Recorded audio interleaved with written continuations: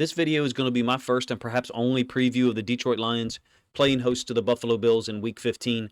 Both of these teams come in vying for conference supremacy, trying to get home field advantage in the NFC and AFC playoffs, respectively. They have a total of 4 losses. I do want to talk about the Bills' offense. That's really what I'm going to focus on here, to the exclusion of anything related to the other side of the ball. I do think Detroit's going to be able to get things done in the run game against this defense. When you look at some of their losses and some of their closer games this year, it's been when they've given up 120 plus on the ground, and I think Detroit's going to be able to churn that out and possess the ball for long stretches. It'll just be a matter of the Lions converting third downs and or how many resources does the Bills defense have to allocate to try to stop the run, and does that open them up more to the play action pass and explosive throws by Jared Goff.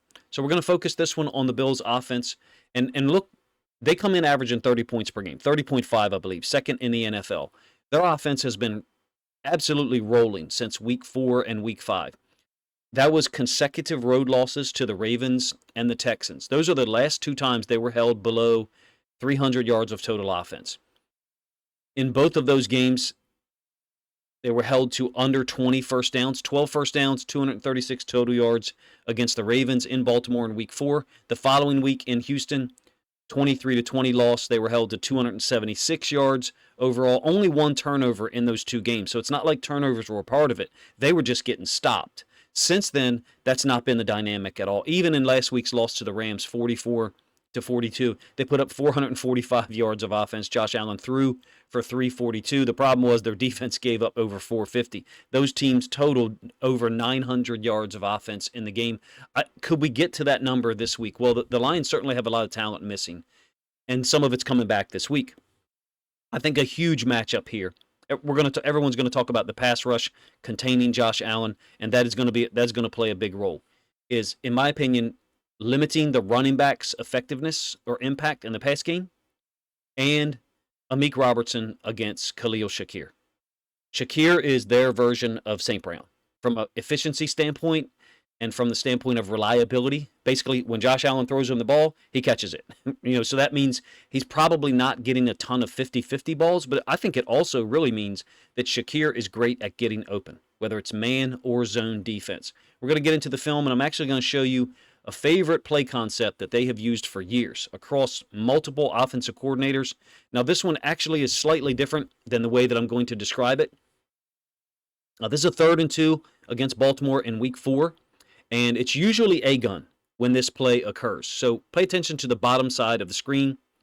What the receiver, Hollins, is doing with his release is trying to get to the outside shoulder of Kyle Hamilton, and Josh Allen is already targeting that area. He's trying to get the ball to the tight end. Essentially, this is a pick rub scheme against man. Allen thought that Kyle Hamilton was going to be able to get over the top. He comes back over the middle, and Marlon Humphrey gets the pass defense against Khalil Shakir. That, to me, is their 2 security blankets. That's their 2 go-to concepts, is pick rub on 3rd and short against man, and then also Shakir either on a shake slant, an out route. Now, the way that this is usually accomplished, I feel like I've got to cover this. I actually couldn't find the play. It's from a divisional round loss that Baltimore had in Buffalo in 2020. So imagine, if you will, that the running back's feet are over here. And on this version of 3rd and 2, you're going to get the same concept by the outside receiver, essentially a shield pick, and then the tight end into the flats. But the difference is, with the running back on the same side as the tight end, the running back will cross Josh Allen's face. Theoretically, he could hand the ball off there. Basically, you've got a triple or quadruple option, with the first option being giving it to the running back, second option being Josh Allen keeping it, potentially running it around the edge, and the third option being the 2 receivers or the tight end and receiver routes that are to the downside of the screen that actually happens in this version of the play. Hopefully I said that in a way that makes sense.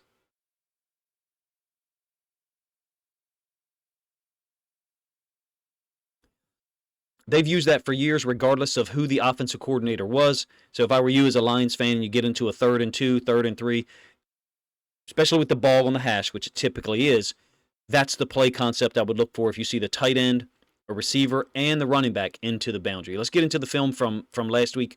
We'll go through this kind of in a progression. And what strikes me here is how many weapons are having an impact. How many guys are making plays? It's not just Josh Allen. It's not. I mean, they've got Amari Cooper now. The tight ends are a little bit less efficient, in my opinion, this year. This is a play action on a half field concept out of Jumbo 12. So they use a sixth offensive lineman a lot. Obviously, Lions fans are extremely familiar with that. It's Anderson, I believe is his name. He's one of the two tight ends up there. It's a half field concept whereby the number one receiver, Cooper, is running the deeper out. The slot, Shakir, is running the deeper out, and then the running back after the play action is into the flats. They're high-lowing the flat defender if it's a cover 3, trying to get the ball to one of the deeper out concepts. Josh Allen makes quick decisions. In that case, it's Amari Cooper for 18 yards. Moving forward here to the second quarter, it's a 3rd and 10. I did want to focus on third down plays. That's originally what I intended to do here, was focus on third down concepts. And the connection with Cooper, I think he's 11 of 17 so far since coming over from Cleveland. It's a good pickup, good signing by them. Physical, smart, veteran receiver, very versatile, can get a lot of things done. I think he's 11 of 17 from an efficiency standpoint. This is a 2nd and 7 from the next possession, after that stop, that high throw to Amari Cooper. And they love to get the running back out into the flats. And so this is conceptually similar to what I was describing on a 3rd and 2. The tight end is running a little bit of a short out route instead of immediately to the flats. Running back motion and across. I think it's Ray Davis. They've got 3 guys that they use. Obviously, they got Cook, Ty Johnson. Lions fans should be familiar with him. He was a 6th-round draft pick of Detroit's in 2019, and then Ray Davis. As an aside, I have a little bit of a knowledge about Ty Johnson as well. He's a Maryland kid from a high school standpoint, number 1. Number 2, he also played at Maryland, and I believe had 2 consecutive seasons of averaging over 8 yards per carry there. Utilize everybody. I don't think Josh Allen really cares who he gets the football to. There was a time when we played them, I believe it's 2022, felt like he was force-feeding certain guys, Stephon Diggs. That is no longer the dynamic. This seems very egalitarian, and just from my outside perspective, more dangerous, because Josh Allen isn't trying to funnel the ball to one player such a large percentage of the time. That's probably a little bit of an oversimplification, because I don't spend a ton of time watching Bill's film, but it looks to me like he is way more willing to just get the ball to whoever the play concept calls for. This happens to be a screen, a designed call. It's a fake bubble to the top side of the field. So a fake bubble here to Shakir to try to get second-level defenders to maybe commit in that area. And the problem here is this guy doesn't go for it at all. He is locked in on Ty Johnson. But ultimately, Bill's offensive lineman is able to get out there, block him to the outside. Johnson cuts this underneath, and it's over. He's always been a speedster. Like I talked about, his time at the University of Maryland was a tremendous big play guy, and he certainly was in high school. We almost played him in high school. We lost. I'm kind of glad we didn't, because the guy's same play from the end zone angle, and you'll see what I mean with Allen faking the bubble to the field, our left-hand side of the screen. Also, if you're not aware, this is very typical or normal, that the tackle to the side of the screen is going to pass set. So he's going to engage and hold the edge defender as long as possible, while other interior offensive linemen are the ones that release into the screen blocking. So the tackle is assigned with just to where the ball gets completed. Not every screen is done in that manner, obviously, number 1. Number 2, in this case, you have a extremely athletic edge defender, and also even in my opinion, the move that Dawkins uses here, the swipe down to kind of break the posture of Jared Verse, that's related. They're excellent on screens, and they have been for years. In fact, really good out of empty screens. They have burned the Ravens multiple times out of empty screens dating back to 2020. Still second quarter. This is the next possession. 11 personnel flex. And this is a first down play where you have both D tackles canted to one side. So that's interesting. The Rams are kind of playing an unsound look versus the run. And so what I mean by that is, if you were to run the football to this side, you have both of your defensive tackles as a Rams defense to one side of the formation. So a little bit anomalous or unusual, let's put it that way. Maybe they knew that it was pass. In any case, going up top, I don't feel like the throws, the verticals up the sideline, has been as effective as things over the middle, deep comebacks, deep outs. These go routes, even to, haven't seemed to be as dangerous. It seems to be progression oriented. And the Lions don't play that game because Aaron Glenn plays man and they bring pressure. There is not the same dynamic of a progression. Is number 1 open against zone or match? No. Number 2? No. Number 3? Throw it there. That's not necessarily how this is going to happen. I think it's going to be more matchup based, and that to me kind of does play into Aaron Glenn's hands. He's missing a lot of starters. We all know that. Josh Allen is the best quarterback that they will have faced, I guess, dating back to week 1. From the perspective of how he's playing, his performance this year and his stats, and then when you add in what he's able to do as a rusher. So there's a dangerous element there, of course. There's layers of danger when you're dealing with Josh Allen. But Aaron Glenn's going to kind of hold the cards a little bit in some of these moments, in my opinion. Here you have one of the aforementioned situations, a 3rd and 2, with the tight end, running back, and a receiver into the boundary up here, very similar to what I described to you in the first play that we illustrated. The only difference is the running back is not crossing Josh Allen's face. Allen seems very calm in the face of these situations where there's pressure. I will say that he will throw the ball when other guys will not, meaning when he's being forced out of bounds. But to go back to that first play that I illustrated, if they think they're getting man, you're going to get this kind of like screen shield by the receiver, tight end into the flats, running back crossing Allen's face, turns into that triple or, if you will, quadruple option play. That's not what they get here, possibly because of zone.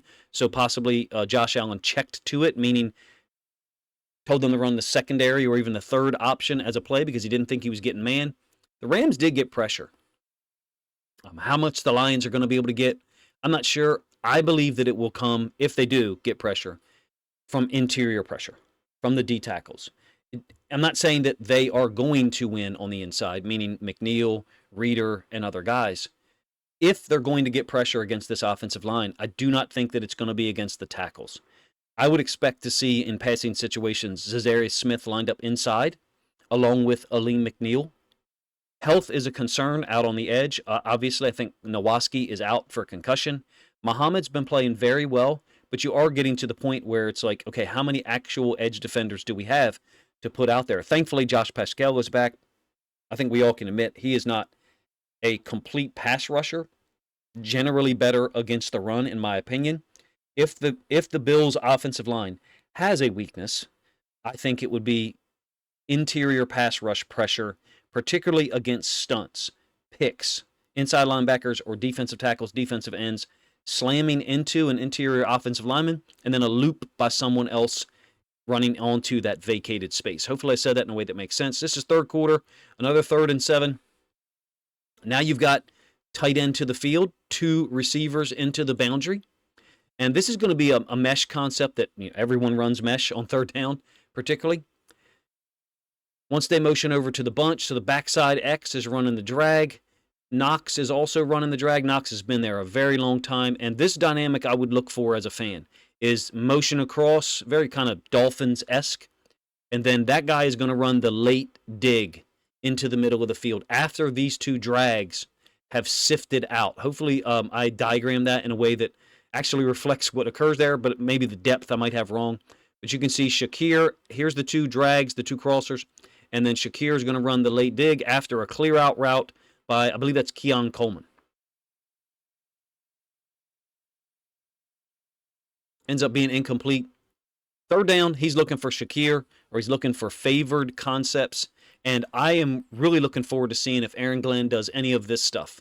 So make it look like zone, and then match up man. It's a guy who kind of holds those situations in his pocket. He'll generally play man, play man, play man, show blitz, drop out in zone, and then sometimes switch it up post-snap. So make it look like it's going to be man and then play zone, or make it look like zone and then play man. But those last 2 that I mentioned, to me, in my observation, it seems like Aaron Glenn kind of holds on to those until the 3rd and 4th quarter, until just the right time. Another 3rd down after that failed one. This is 11 personnel trips. Again, it's Shakir after the motion. Going up top, backside. Pretty cool throw. I mean, That's what Amari Cooper can do. They have an ex receiver there. Were they not getting what they wanted out of Keon Coleman? Is Keon Coleman not an ex? I don't talk. I mean, all of that stuff sounds silly to me. He's a young receiver, very young, extremely talented. He was a two-sport athlete. Lions fans probably know because he went to Michigan State. Like, I don't look at it as, oh, they weren't getting what they wanted out of Keon Coleman, so they had to go get someone else. He's an extremely young guy. They got a veteran receiver, very classy, balanced, just a great pickup, in my opinion. And I'm saying that as a Ravens fan who wishes they didn't get him. Down here to the bottom, you got Shakir and the tight end, so no possibility of the same dynamic, that patented third down play that I described. But anytime Shakir or a receiver ends up near the tight end in a stacked or compressed alignment, I would look for type pick, rub, or shield concepts. That seems to be something that they really favor, especially if they're going to get man. That was 24 yards to Cooper up top. A couple of more plays here. And again, I was only focusing this on the Bills' offense, what they did last week. Generally, third down plays. Did the Rams do a poor job? Well, they certainly gave up some big pass plays, number one. Number two, I don't think the Rams have the same defensive mentality as the Lions. Aaron Glenn's group is combative. I said this about CD3 earlier in the season. He doesn't cede ground.